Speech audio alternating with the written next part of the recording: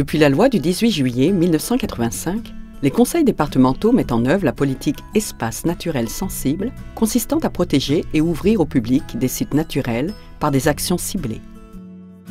Le conseil départemental de la Guadeloupe s'est lancé dans la mise en place de son propre schéma des espaces naturels sensibles. Le schéma départemental, il vise à structurer l'action départementale en faveur de la protection des espaces naturels sensibles. Et le conseil départemental a mis en place sa feuille de route sur 10 ans. C'est un support pédagogique, mais c'est aussi une action qui doit nous permettre d'assurer une meilleure gestion de ces espaces, mais qui doit également nous permettre de mettre surtout ces espaces à la disposition du public. C'est un vrai investissement qui va nous apporter une qualité de vivre, mais c'est également un investissement qui va accompagner nos générations futures. Le conseil départemental ayant en charge la gestion des collèges met à disposition des espaces adaptés ayant pour intérêt les aspects sociaux et éducatifs, mais aussi pour une meilleure connaissance des richesses naturelles et culturelles du département. Attention hein. Ça va.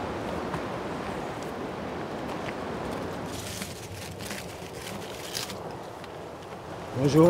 Ah oui, bonjour. Vous savez ce que c'est? Oui, un pétroglyphe. Donc vous avez tout l'aménagement qui est là pour vous, pour permettre aux gens de regarder, de visiter. On a toute l'histoire de la Guadeloupe sur 5 km. Ce sont 10 000 hectares d'espaces naturels sensibles qui sont identifiés sur l'archipel, dont une grande partie de zones humides. Ces espaces sont particulièrement sensibles au changement climatique, aspect grandement considéré dans le schéma départemental. Une part de la taxe d'aménagement, perçue dans le cadre de nouvelles constructions, sert à l'acquisition de foncier naturel. Elle peut être utilisée pour la restauration, l'aménagement ou la gestion des sites. Le conseil départemental a l'obligation quelque part de préserver donc ce patrimoine-là pour que toutes les générations futures puissent y accéder. L'objectif, c'est prémunir ce foncier contre l'aliénation d'autres personnes, d'autres privés, et que ça reste donc disponible pour toutes les générations.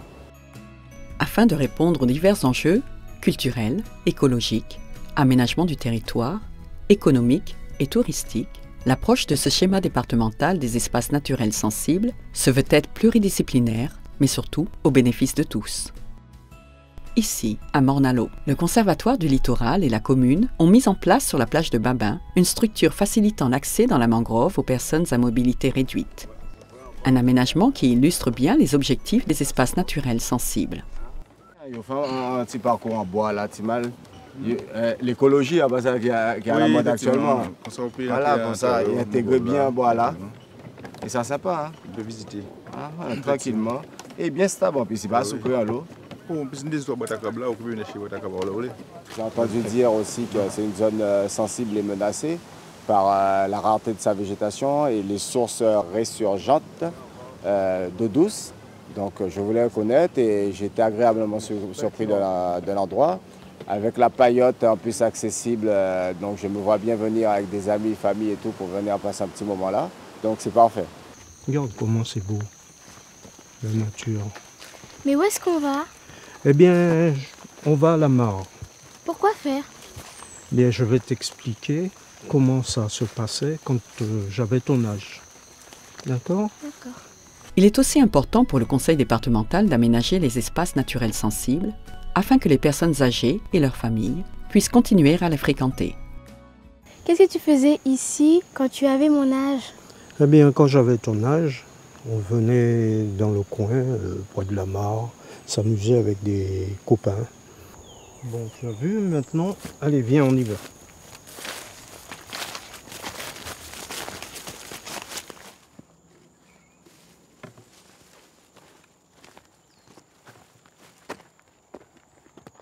Salut. Bonjour. C'est un site que nous apprécions énormément. C'est l'espace que vous voyez sur le panneau de l'association Fiat Lux, mais c'est de terrain privé. Hein. Parmi les communes qui se sont engagées pour la protection de ces espaces naturels sensibles, celle de Déhay.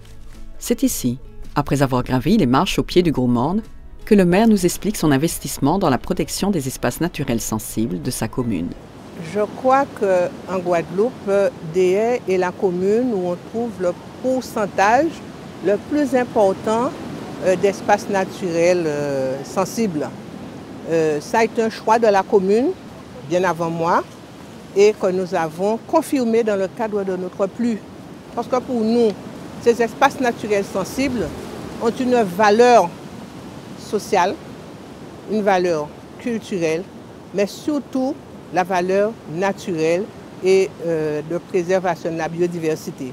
Pour nous, au niveau de la commune de Déhé, parmi les espaces naturels sensibles, parce qu'il n'y a pas qu'au Goumoy, on a des espaces comme ça où nous avons préservé. Et dans le cadre de notre plan local d'urbanisme, nous avons fait en sorte que ces zones-là restent vraiment préservées, parce que nous disons que l'homme a besoin de se développer sur cette planète, mais l'homme, sans la biodiversité protégée, sans un environnement propice, ne peut pas se développer. Vous voyez ça, le bois patate, c'est ce qui va sauver le littoral.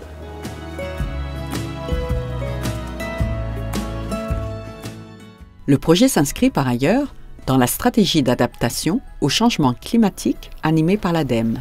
C'est ainsi que le conseil départemental, en charge de l'insertion, souhaite sensibiliser également les jeunes en formation à l'intérêt de participer à l'aménagement ou la protection des espaces naturels sensibles. Déjà, pour créer les carbets, c'est naturel et il faut aménager pour que ça puisse être touristique, pour que ça puisse attirer les touristes en fait, à l'environnement. L'objectif à terme est de créer un réseau d'espaces naturels protégés et valorisés, dont la population pourra être fière, et que ces espaces naturels sensibles deviennent un support de développement local, c'est-à-dire d'amélioration des conditions et de la qualité de vie sur notre bel archipel.